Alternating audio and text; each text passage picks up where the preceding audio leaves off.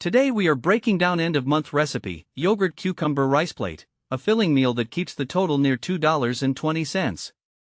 The basic ingredients are rice, yogurt, cucumber, garlic, herbs. The smart part of a budget meal is layering texture and flavor instead of buying expensive ingredients. Start with the ingredient that needs the longest cooking time, then add the quick ingredients near the end so they keep their texture.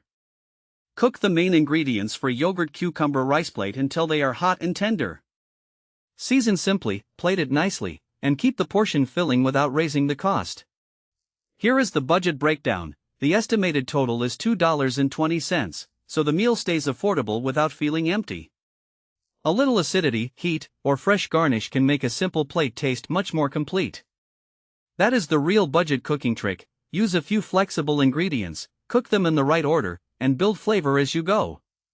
Save this idea for the next low-budget grocery day, and follow for more practical meals and food facts.